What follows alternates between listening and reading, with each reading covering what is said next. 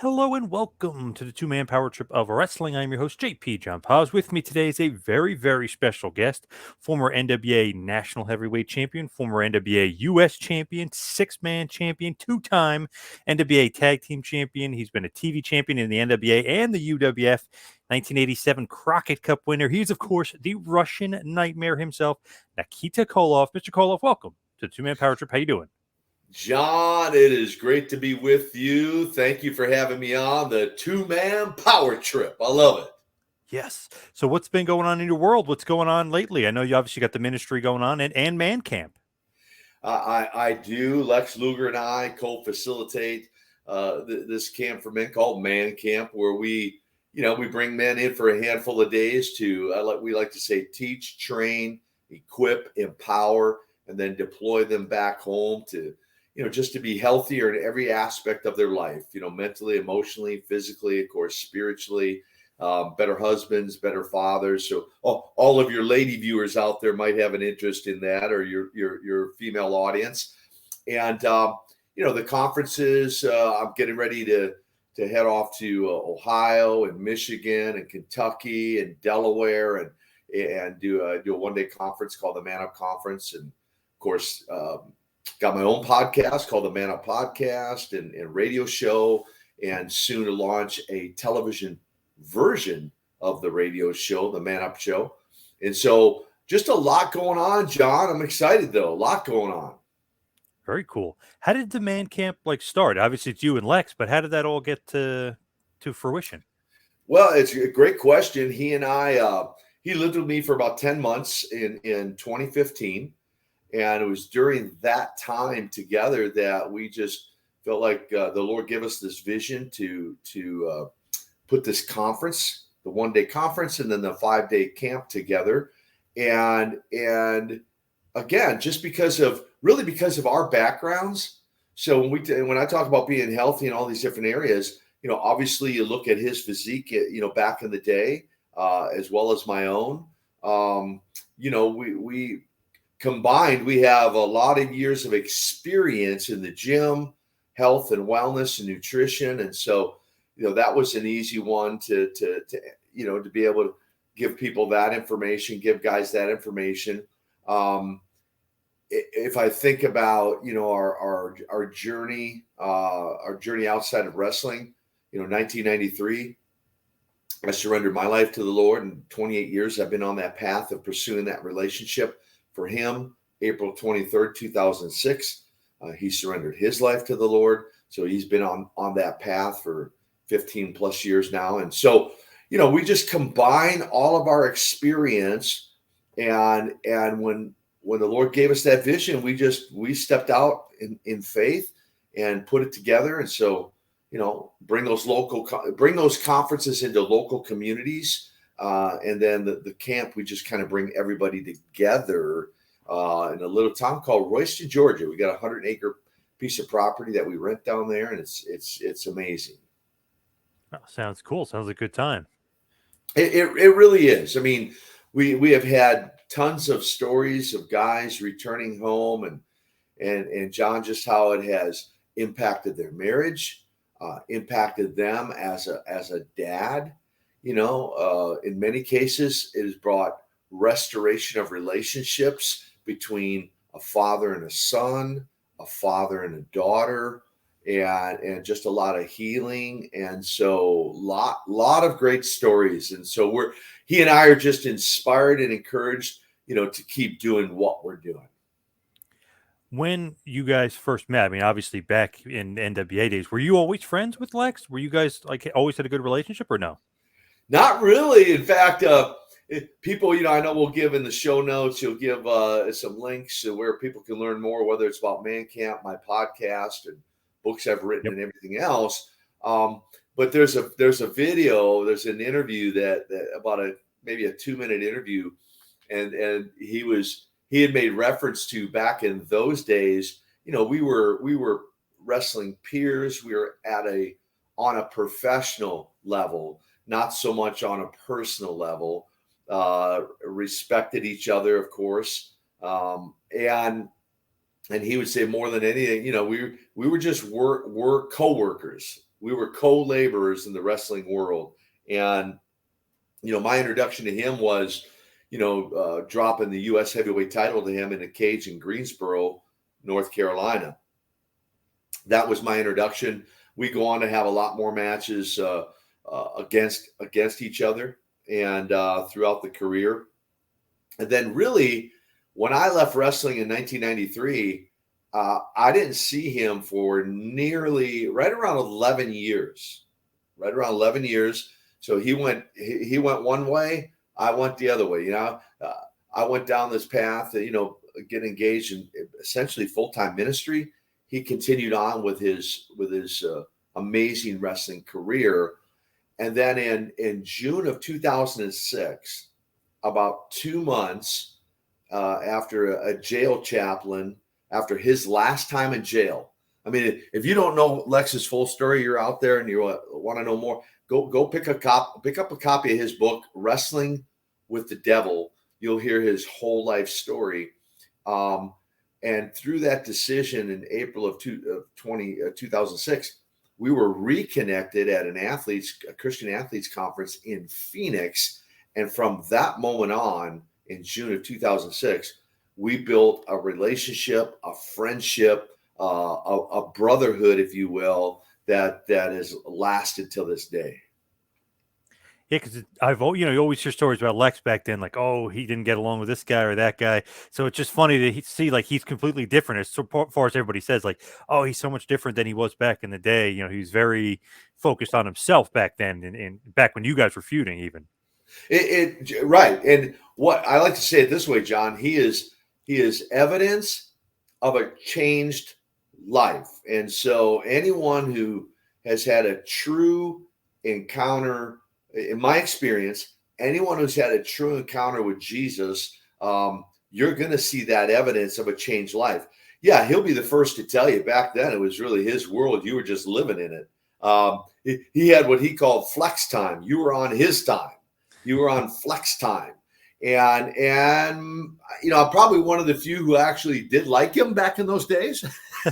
But believe it or not, we did travel some together, not a whole lot, but there were a few trips we took together to towns, and so began to build a foundation on the relationship we have now.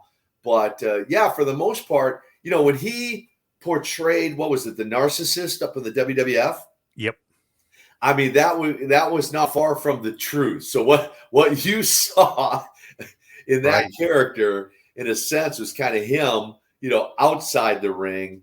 And so, you meet him now. Anyone who knew him then and you meet him now, there's no way you can't walk away going, he's a different guy. He is not the same man. With you in wrestling, just like to kind of just break it down, when you broke in, who was the trainer? Was it Eddie Sharkey? Is that how you broke into the business? Everyone thinks it's Eddie Sharkey, I guess, because he trained everybody else. Right. By everybody else, meaning Rick Rude, Kurt Hennig, the Road Warriors, Scott Norton, I guess, and so many others. So I think many just assume he trained me. Right. That's the unique part about my story, John, is I was a weightlifter, a bodybuilder, a football player. And my dream, my goal was to play professional football. And so upon graduating college, I was on that path of playing pro football when I got recruited into wrestling through a phone call from Road Warrior Animal, who, by the way, I recruited out of New Brighton, Minnesota, Irondale High School, to play college football with me. That's where we first met, in college. And then he recruited me into wrestling. And so he gave me a phone number for a guy named Jim Crockett Jr., the promoter for the Mid-Atlantic Wrestling Organization. I had a 5-minute phone call with Jim Crockett, and I made sure before I drove to a city I'd never been called Charlotte, North Carolina, he knew that I had no amateur wrestling background. I had zero professional training. I had never been in a ring. And he said he heard that. He was okay with that. So, John, I showed up the day he said to be there. 5-minute conversation, no other communication. between then and the day I showed up, he took a look at me the day I walked into that office, and he saw a guy who was 285 pounds, 8% body fat, 34-inch waist. Nikita Koloff's born in the hallways of Charlotte that day. They literally put me right on the interview set. They introduced me to Ivan Koloff and Don Kernodle. They were the NWA World Tag Team Champions. I didn't know. I'd never heard of them in my life. I didn't know. Have a clue who they were. All of a sudden, I became Ivan's nephew. I'm on this interview set. We finish interviews for the day, and he says, be in Raleigh, North Carolina tomorrow night in the Dorton Arena. You're going to wrestle on television, having never been in the ring. That's the unique part of my story.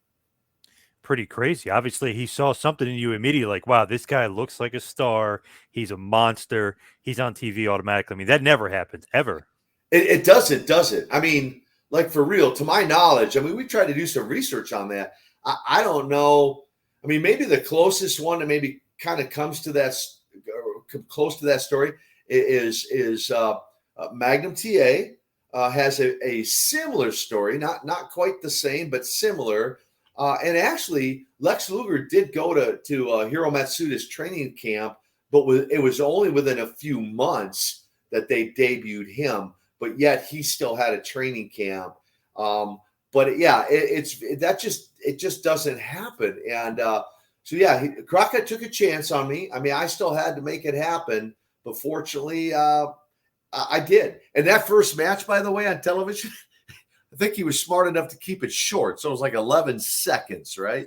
But then it was a meteoric career from there. Yeah, think about that. Talk about learning on the job. I mean, that is really learning on the job. You never even were in the ring before. I mean, that's crazy. That's like really like, okay, I see something in this guy. I don't want him going anywhere else. Like, he's going in the ring tomorrow. I mean, that's crazy. Crazy story. Yeah, it is. And that night in Raleigh, like, they showed me how to lock up in the dressing room and a couple basic moves, and I went out and was able to capitalize on that. Now, I will say, for the, you said on the job training. So Don and Ivan and I, for about the next couple 3 months, we would get to the towns 2-3 hours early, and they would bump and thump all over the ring for me, teaching me the mechanics of wrestling. And then every night on the drive home, we talk about that old school psychology of wrestling. I'd sit in their corner every night and watch their world tag match. Ivan, Uncle Ivan Jatoita, Uncle Ivan would sit in my corner, and then we just discuss psychology, and that's how I learned. Wow, amazing. And obviously, you weren't familiar with the business too much, but obviously, Ivan Koloff, former WWF World Champion, defeated the legendary Bruno Sammartino. So, I mean, he knows a thing or two about teaching you psychology and teaching you wrestling. He did. Him and Don both. Of course, Don was partnered up for a while with Sergeant Slaughter as Private Kernodle.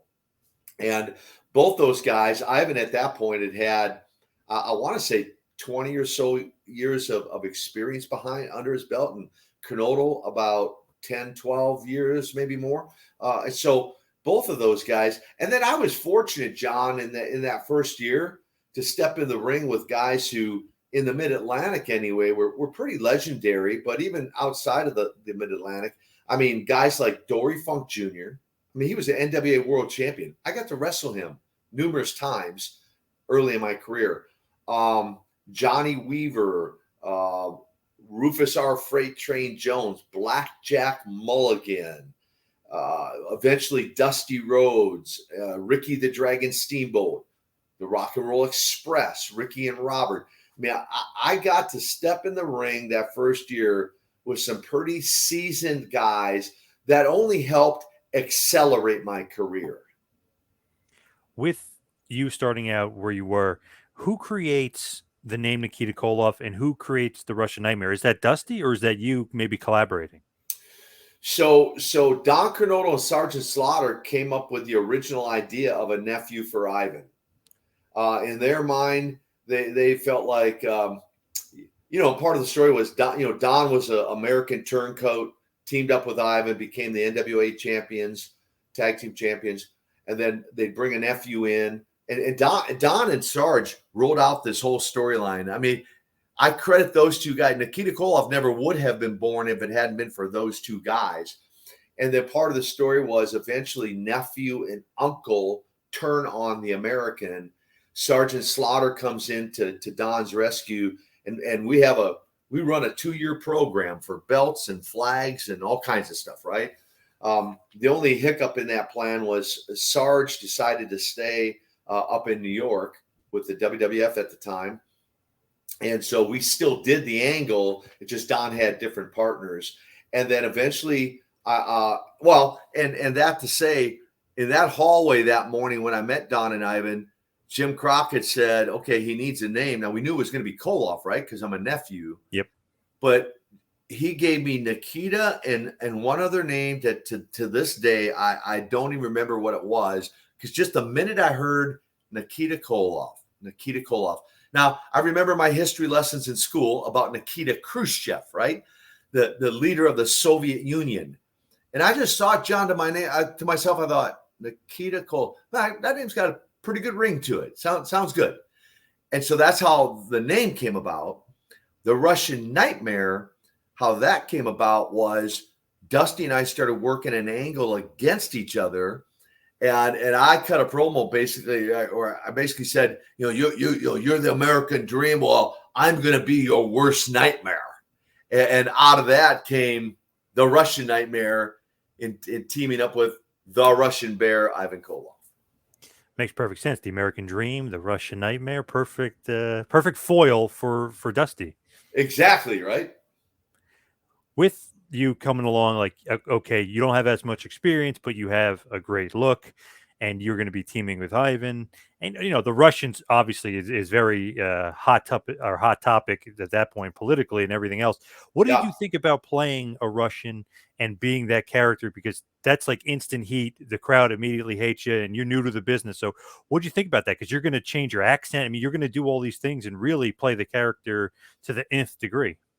Yeah, it was interesting. I mean, I didn't know it at the time, because I didn't go to acting school. I didn't do it. I was an athlete. I didn't do any of that. Right. And so, but there's a terminology or a term that I later learned of what I did without even knowing what I was doing. And it's called method acting. And so in my mind, John, I just literally projected myself into that role and thought, okay, if I really was from Russia, how would I act? And eventually when I start speaking English and I start talking, how would certain words sound? And I mean, I did take it to the nth degree. I legally changed my name. I got a Russian workbook and learned to sign Nikita Koloff in Russian. I learned a few words. I put a few bogus phrases together that sounded Russian, right? And for 6 months, I didn't speak any English like this anywhere in public at all. And then once I started speaking, it was very broken and like I was just learning, right? So I just did all that just really kind of on my own. Jim Crockett didn't even ask me to do that. I just did that. And then I carried that persona, something that's crazy too. When I look back, because I was old school trained, I was trained to protect the business at all costs, right? The terminology is kayfabe, right? Kayfabe the business. Yep. And even post-retirement, I maintained the persona anywhere in public for 3 more years post-career. Wow. Dedicated, right? I mean, keeping the kayfabe alive and really dedicated to your craft. Yes, sir. And you were so believable as a Russian. You were kind of thought of to play Ivan Drago, right? In the Rocky movie. Weren't you kind of up for that? I was, and actually I just thought about you. You did ask me too about, my thought of during the Cold War era of portraying that Russian. I apologize. I'm like, I forgot to really address that. Because I just projected myself in, I really honestly didn't have any concerns about that. Even in the midst of, there would be an occasional phone call to the Crockett office. If the Koloffs come to Charleston, we're going to kill them. I mean, like for real, damn. 6 different times I had fans jump the barricade and come after me in the ring. In fact, only one fan got his hands on me, and that was the very first time because I wasn't expecting it. I didn't think about it, right? I thought we had security, and your audience can actually go watch that. It's called the Great American Bash 1985 world heavyweight title against Ric Flair.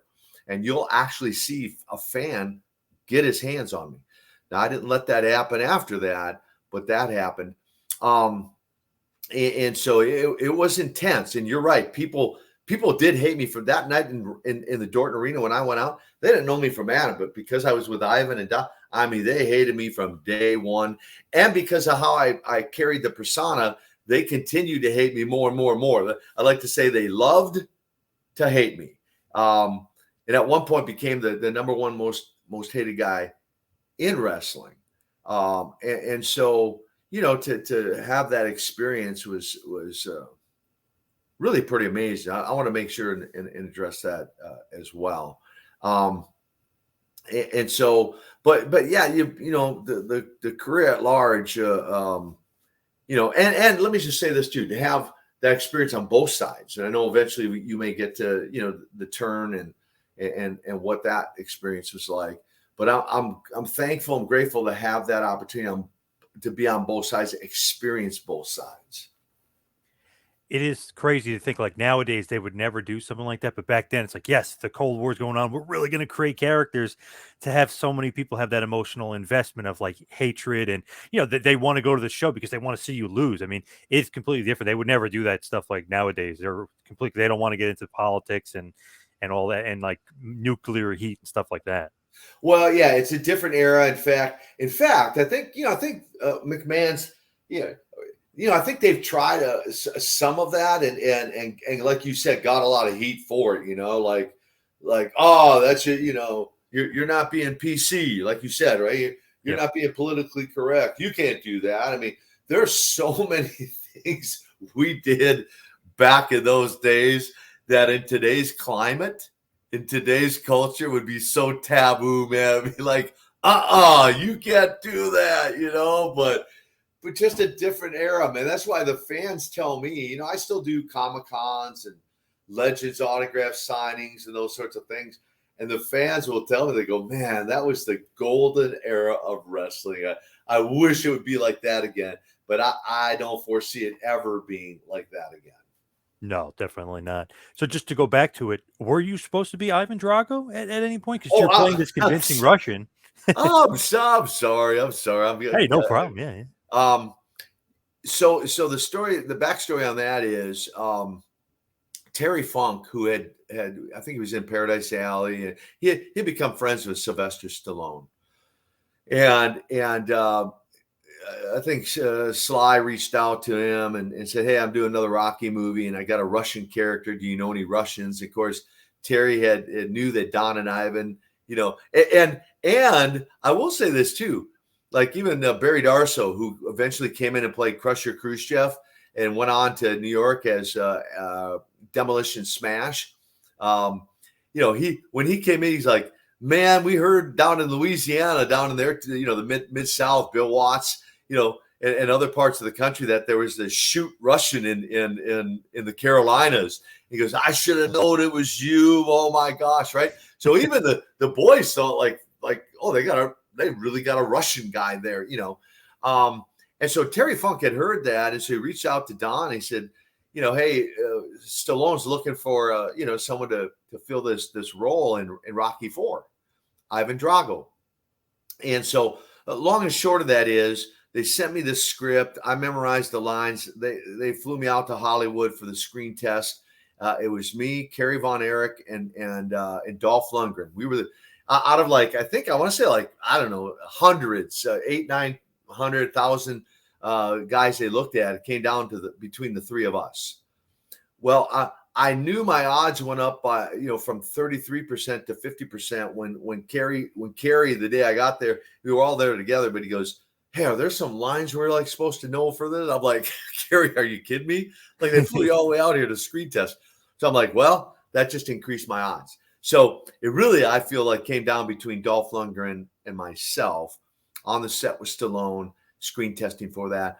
And the reason I didn't get the role, remember 285 pounds, 8% body fat, right? Yep.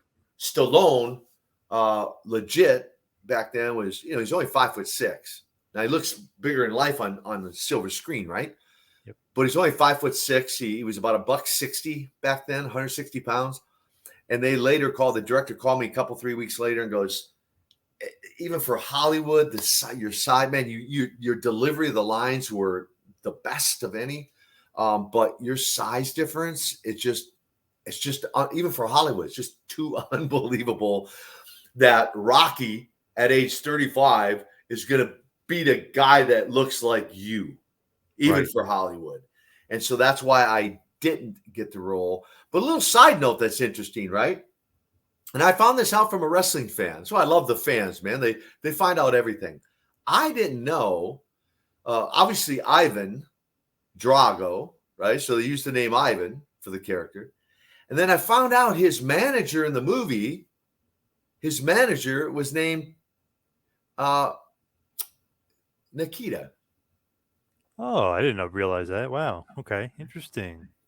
Or Koloff. I think it was Koloff. So they used the first name in the one character is Nikolai Koloff. That's what it was. Nikolai Koloff. And I'm like, for real? Like, really? You're gonna use our names? But anyway, but I was just honored to even have a shot at it. It was a great experience, and loved the movie. And Stallone is a big wrestling fan. Huge. And his mom, she for years she was involved in that whole Glow, the Gorgeous Ladies of Wrestling. Wow, I didn't realize that. Yeah, big supporter. I think a big financial supporter in that too. Oh, very cool. So I think the big part of your career is the Best of 7 series for the U.S. title, the feud with Magnum TA.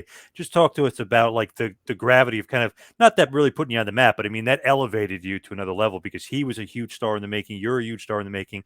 It's like something's got to give here. They got to have the Best of 7 to see which one of these two young guns can be the best. Yeah. He was being groomed to be the next Ric Flair. In fact, he was only like 3 days away from flying to New York and inking a deal for the World Heavyweight title before his accident. He was only 3 days away from that happening, and they'd already made that decision that they're going to put the strap around his waist. But that angle, it is by far the most talked about of my career. Now, we talk about other things, the War Games, the matches against Ric Flair, the world title matches. Unification of the TV belts and etc. Sting Squadron, and all that.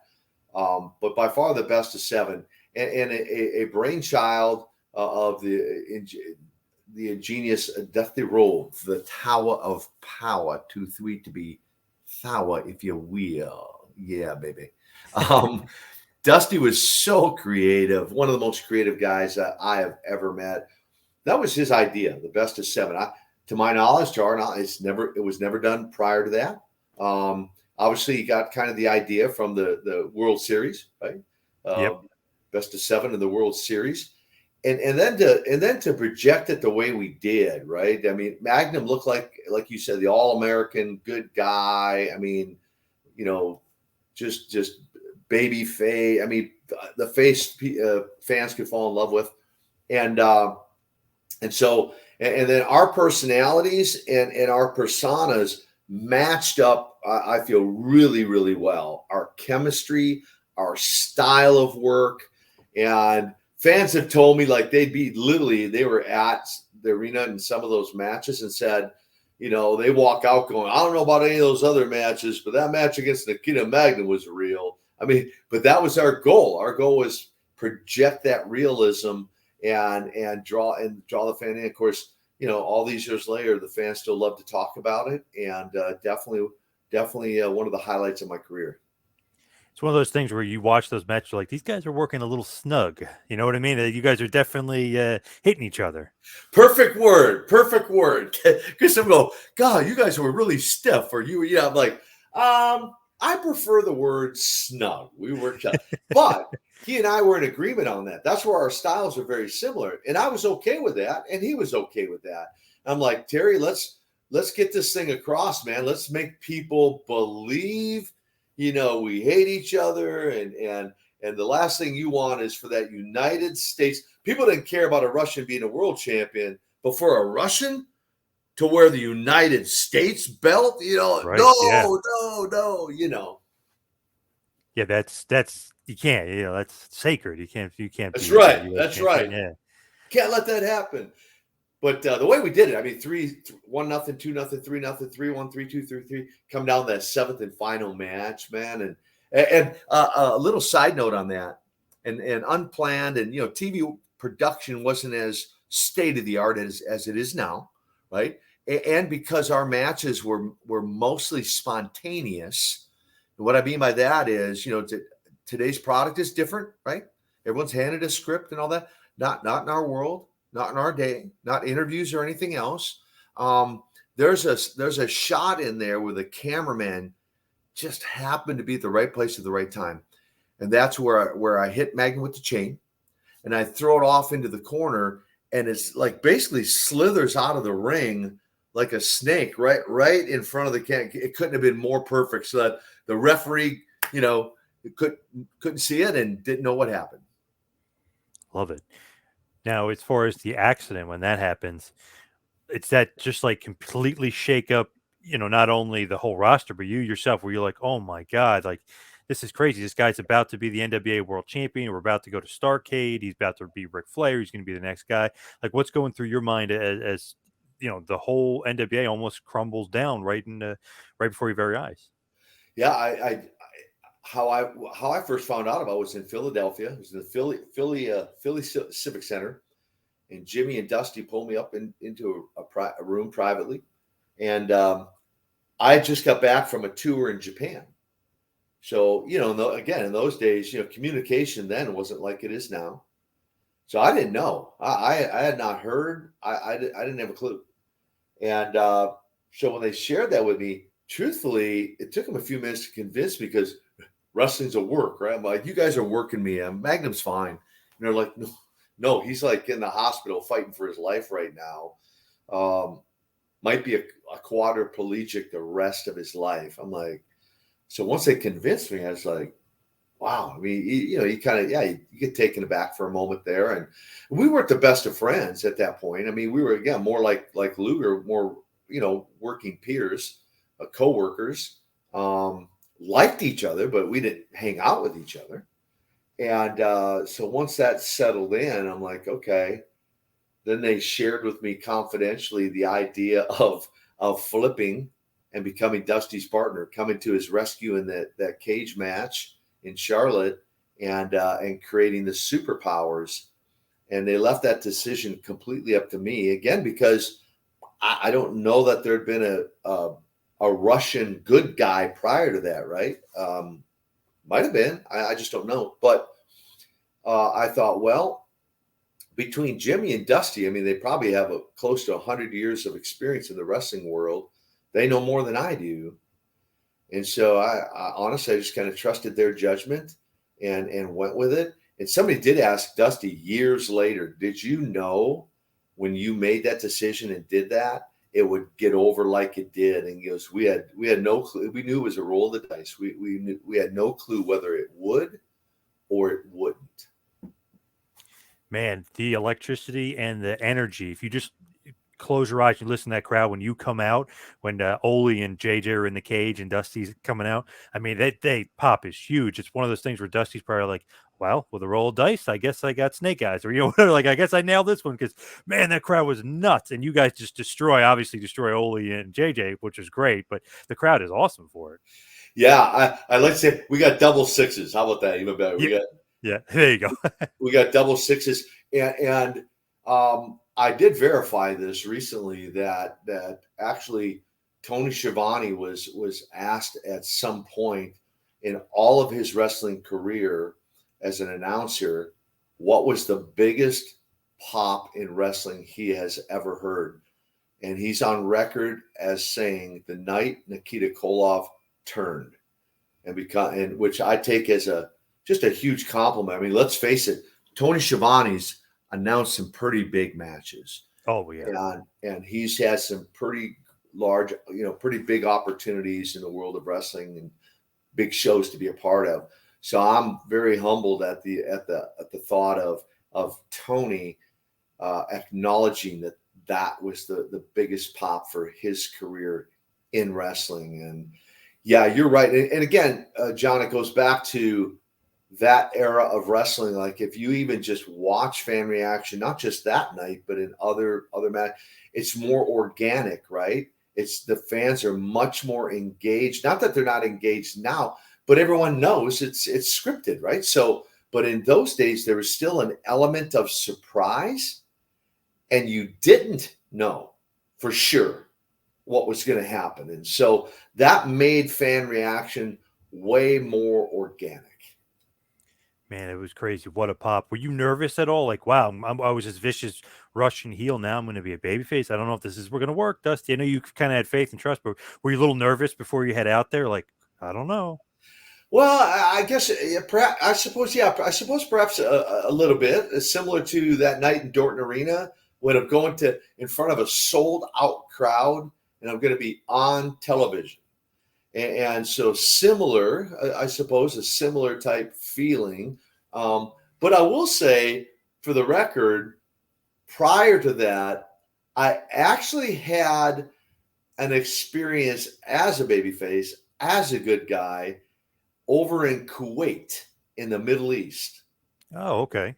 And not by design, but by fault. And what I mean by that is, I went over to Kuwait and I was scheduled, actually booked against Sergeant Slaughter, and I went out and the fans cheered me. He came out and the fans booed him for whatever reason, right? In the Middle East.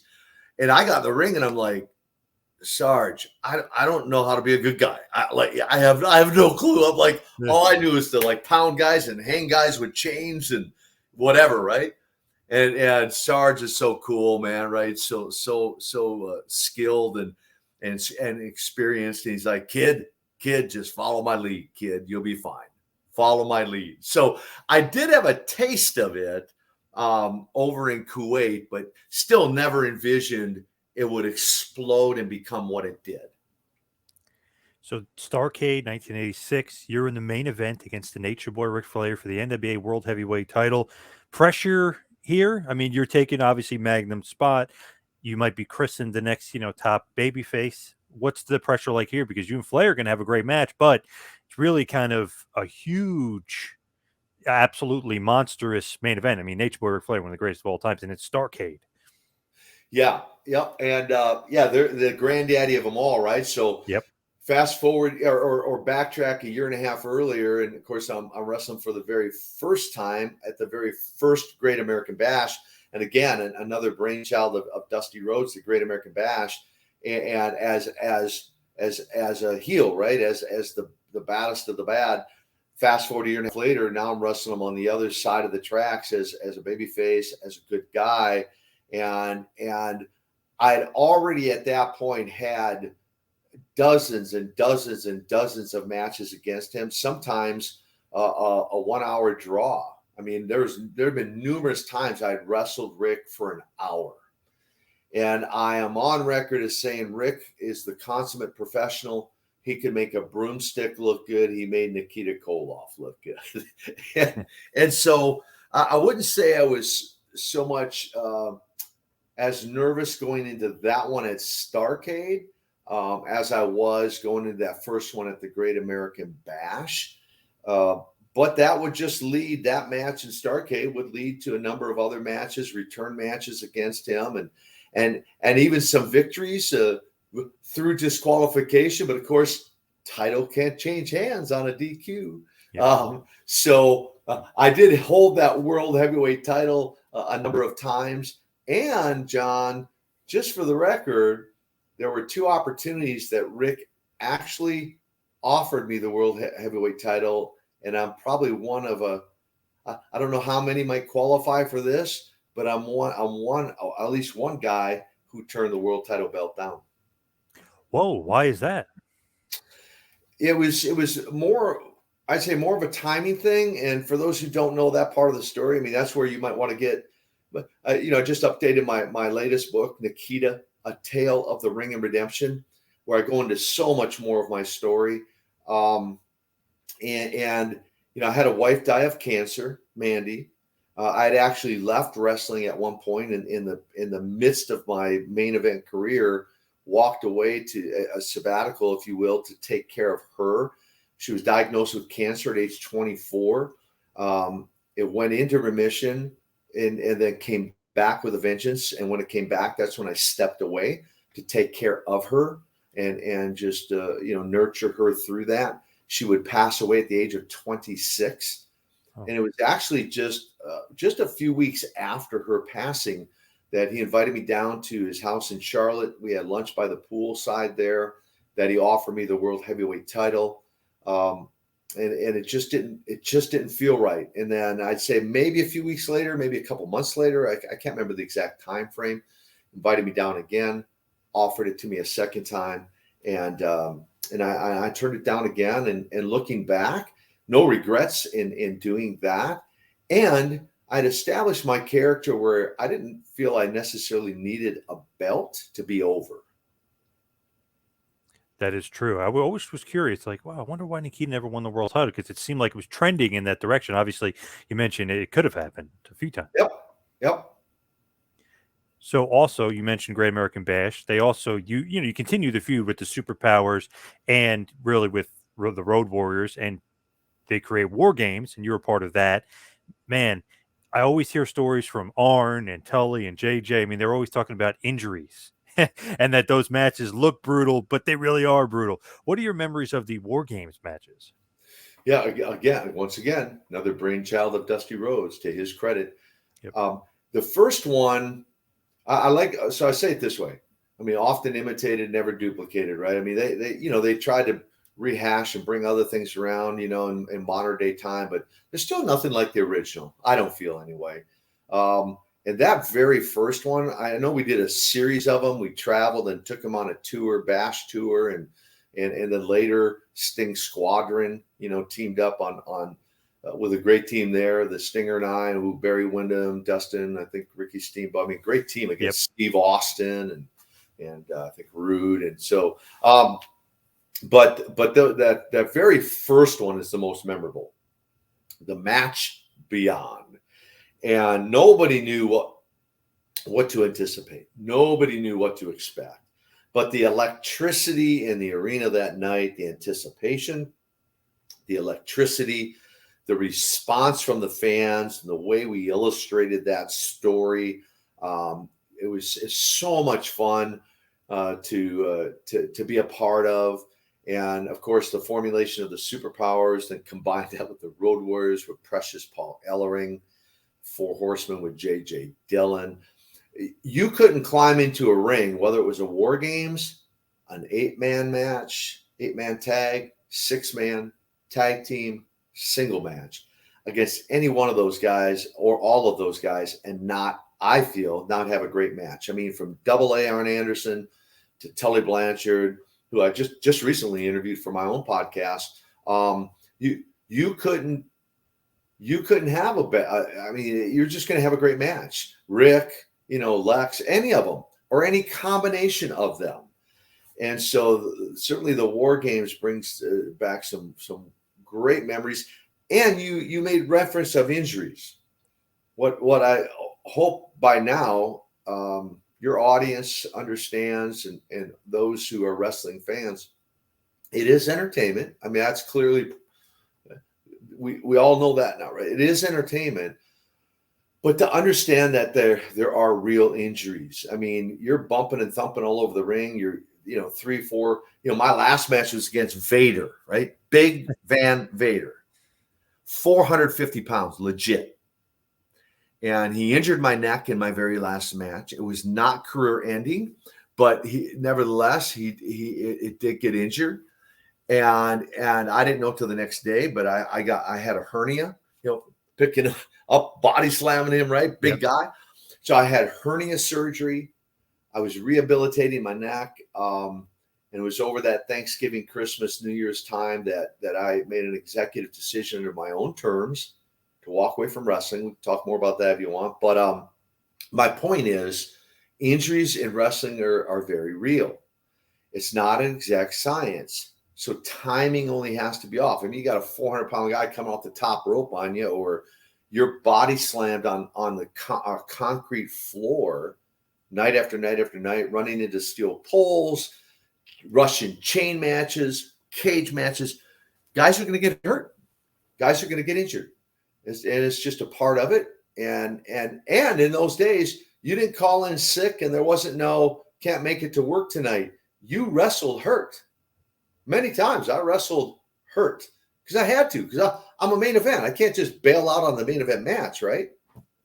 Right. And I know JJ really hurt his shoulder really bad in that War Games match, separated his shoulder really bad. Yeah, I don't think I get credit for that one. I think that's one of the Road Warriors, yes, right? Yes, it was, yeah. So I can't. Lex likes to always say, I injured one of his vertebrae in that cage match in Greensboro for the U.S. title, and I'm like, but he has since forgiven me, and we've become best friends now. But he says, I forgive you. I'm like, thank you. But yeah, injuries are a very real part of wrestling. Yeah, and I know a lot of people think like, okay, it's a cage match, or they know, but no, I mean, it's going to be war. I mean, War Games, it's going to be war, and man, so many of the guys. Arn always says, he got hurt, whether it be serious or not serious, but he would always be feeling it after the match. So those matches, especially back then with the blood and just the aggression, it's just awesome to watch. But obviously, if you're in it, it might be a different situation. Yeah, well, and on that note, yeah, I mean, when you're in the midst of it, you're just doing your job, right? I mean, Right. and it's just a mindset. I mean, John, we worked quite differently back then than now. I mean, in 1986, I had 454 matches. Whoa. So yeah, do the math on that. So it's a different era of wrestling. And so it's more fun for me now to look back and do these interviews and discuss and talk about it. It's more meaningful now. And going out and do the autograph signings and the legends, Comic-Con stuff, and to hear stories from you, the fan now, on how maybe my career or my persona impacted you so many times. Hey, I got into weightlifting because of you, Nikita. Hey, I got into wrestling because of you. Hey, Nikita, I grew up in a very dysfunctional home. Wrestling was my outlet. And I just gravitated towards you. And so to hear those stories is so inspiring, so encouraging for me, that part of my goal now, John, is to give that back. Whether people are following me on social media or coming to a church where I'm speaking or one of our conferences or our camps, my goal now is to hopefully bring a inspirational, say motivational, positive, encouraging message, because of how encouraged I've been from the fans and hearing some of their stories, how I was a part of their childhood. Man, just go back and look just at that era, but especially you. It's like, man, that guy was made for pro wrestling. If you just like look at somebody, they walk through a door, you're at a party or something, like, wow, who is this big, bald, looks like Russian monster? I mean, that was like kind of the time period back then where you were like really attracted to the guy with the it factor. It's like, okay, whoever this guy is, I want to watch him or see him. And you always had that it factor. And that was like the sign of that time where, Sting and Warrior and Lex, they had it too. But it was like a different feeling. It was like, man, this guy seems like he could do some damage. Like he's kind of a scary dude, Well, in fact, I've had numerous guys say, dude, you scared me as a kid, man. Yeah. You intimidated me. You, and I've had people say, it's interesting, kind of to that point. I've met people who know nothing about wrestling. And yet when I meet them, they go, I don't know wrestling, but I know that name. I've heard of your name before. So I'm grateful I chose that name, Nikita Koloff. And where now it gives me a platform to, like I say, to make a difference in other people's lives. But it was you might say, and this is not patting myself on the shoulder, please believe me, but a head turning, and that look and that persona was walking into a room, as you said, was very head turning. Like you said, I don't know who this guy is, but he's somebody. I still today, I have people go, I can't figure out who you are, but I know you're somebody. Like, yeah. what's your name? You know, and so, and I'll say this too, real quick. I had a much shorter career than many of my peers. I mean, Lex Luger had a 15-year career. Ivan was there for 3-4 decades. Flair, a lot of the guys, right?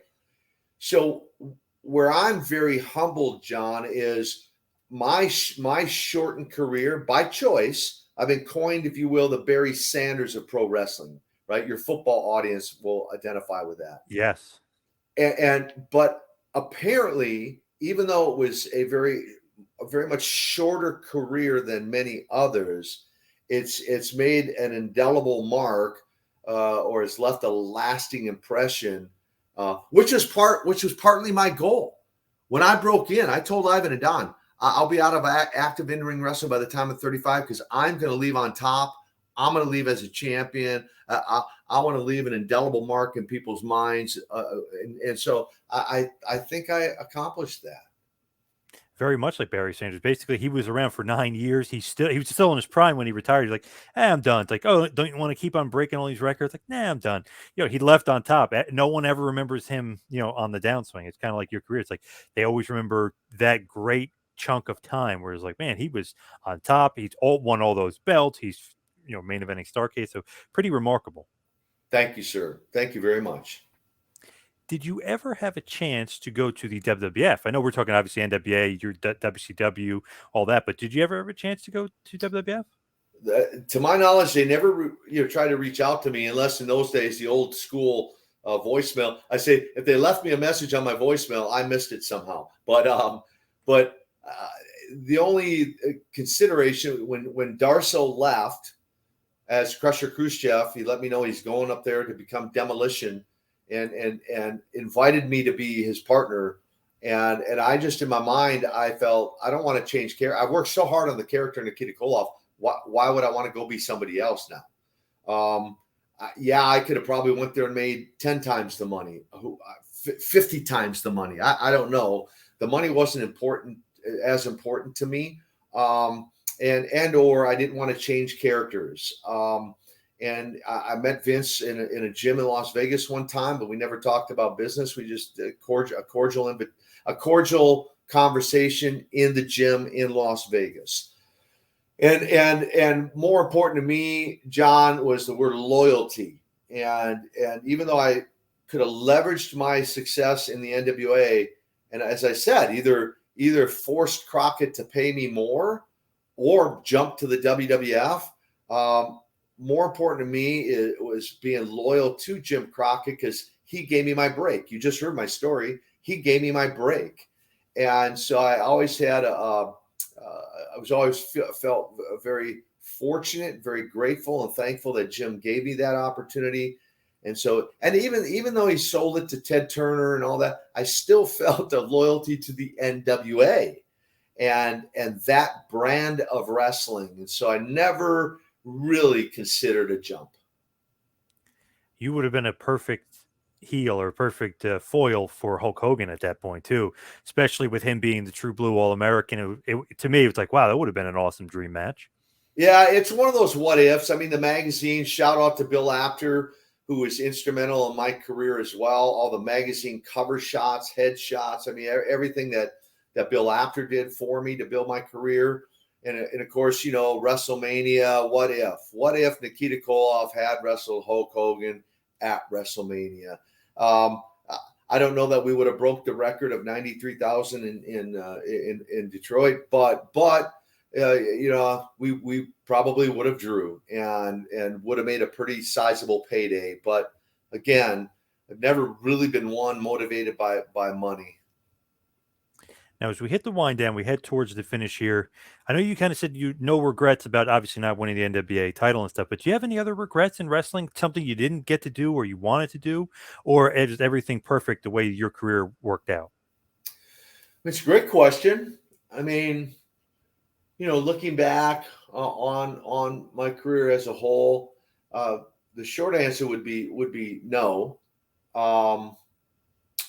Not really. I mean, I just feel very grateful to have had the opportunity to have had that career and how it gave me a platform to what I call, John, my ultimate calling, which is, essentially full-time ministry, and wrestling actually became like a training ground, a training center for me, because when I look at my career, I flew on airplanes, I rented cars, I talked on microphones in front of cameras, entertaining crowds for a living.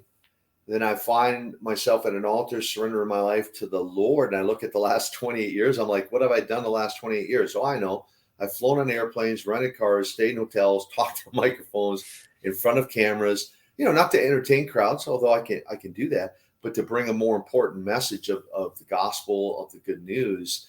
And so thankful and grateful. If I had to summarize my life up to this point, the one word, if I distilled it down into one word, the word would be surreal. I mean, never in a million years would I have ever, as a kid, I didn't dream of being a wrestler, a pro wrestler, but I became one. And then I had the career we just highlighted and discussed. I didn't ever dream in a million years I'd be an evangelist, a minister, and be doing camps with Lex Luger and but that's where God's called me to. And so my life, in summary, it's just been surreal. And all of my experiences, both good and bad, I wouldn't change them or erase them, because they've made me into the man I am today. Do people, like, when you're doing the ministry and stuff, does anybody get surprised, like say they're an old school fan, like, wait a second, his voice, like what I thought he was Russian. Do people say that to you a lot? I feel like they would. Still, last weekend, I was doing a TV show in Aiken, South Carolina recently, and it was an older gal, and I walk in and introduce myself to her, and she said something to me in Russian, and I just start laughing. I'm like, I don't have a clue what you said. She goes, wait, you're the Russian nightmare. How do you not know Russian? She goes, I thought I was going to build some points with you because I could speak a few words of Russian. I go, it's just a persona, that I. So one would think with the internet and all these interviews and everything else, it might take 30 seconds to find out, one, I'm not really from Russia. So two, I don't speak Russian, But yeah, still to this day, man, it happens all the time. It's hilarious. I feel like when you're a wrestling fan, especially a certain period of time, things just like are ingrained in your head, and you can't. It's like the suspension of disbelief or whatever. It's like you're willing to believe it, and you can't get that out of your head. So like, wait a second, I thought he was right. Wait, yeah, maybe you can't he's not. separate that, Yeah, right? yeah, exactly. Like even I'll go to churches. They're like one guy said the other day, he goes, man, I'm going to have to listen really carefully to understand what Nikita say. And they're like, oh my gosh, they're shocked. And I just have fun with it. Like I have this little 1 minute icebreaker video clip that I open up with, and it opens up with me doing an interview in character. And then at the end, Sting is actually interviewing me on a ministry show and just sharing a little of my testimony, talking like this. So I get to have some fun with it and say, aren't you impressed by how well I've mastered the English language? So. Yeah, to me that's amazing, because I could picture in my head, like, thought he was Russian. What is going on here? Right. And speaking of Sting, you guys had a great feud, and like you mentioned, being in Sting Squadron and eventually teaming with him at Wrestle War 92 in that awesome Fall Pro War Games match against Dangerous Alliance. But I can't believe Sting is still wrestling. Can you? Well, kudos to him. I said, Steve, just please be careful. I mean, he's 11 days younger than me. And I'm like, please be careful. We actually talked about, I interviewed him on my podcast as well. And we actually talked about, about his career and talked about, his involvement with AEW and what he's doing. I mean, kudos to him. He's kept himself in great shape. I try to keep myself in shape as well. I worked out this morning before this interview. And so I typically work out 5 days a week. I've been doing that for 50 years now. And so he and I are really the best of friends. And I had a great opportunity, just like with Lex and with Ivan and several others, really to kind of mentor them. Sting gave his life to the Lord in August of 1998. And so I've had the opportunity to really get close to him and his family and and help mentor him in that spiritual journey of his. And so with him and Tully both being there in AEW, what a great opportunity to impact the lives of younger men. And so I'm thankful that they're there. But I've said to both of them, just be careful, would you? Yep. So before we let you go, please tell us everywhere we can find Man Camp, your podcast, Man Up, and everything else you got going on. So really, John, it's a one-stop shop. I've tried to distill it down and make it really simple for everybody. They just go to my website, go to www.koloff.net. KOLOFF. F as in Frank, F as in Frank. www.koloff.net. If they'll go to that website, they can actually link to me on all social media. Just click the link, boom, you can follow me on social media right there and see my positive, encouraging post every day, and a few surprises along the way as well on social media. You can link to the podcast. Please go subscribe and leave a review. Listen to some of these interviews and leave a review. It's a new one every single week on the podcast. Truth Radio Network. It actually airs on the radio network, Truth Radio Network. Stu Epperson, Winston-Salem, on weekends first, and then it goes up on the podcast platform. And then eventually going to have the TV show on Morningstar TV, as well as some other platforms. And so you can link to the podcast. If you're a man 18 years or older out there, you have an interest in coming and spending a few days with Lex Luger and I, you can link right to the Man Camp website, learn more about Man Camp. Our next one will be April of 2022. We do one in the spring, one in the fall. And my books are there too. My life story, Nikita, the Tale of Ring and Redemption, Wrestling with Success. One's motivational, one's inspirational. All right there on the website, John. All right. Awesome stuff, Mr. Koloff. Thank you so much for all the time. Really appreciate it. Great stuff. Well, thank you for the time, for the interview, and to all of your audience out there. God bless you. And hopefully I'll get to see you somewhere face-to-face down the road, an autograph signing, a wrestling event, or maybe in a church service. Thanks, John.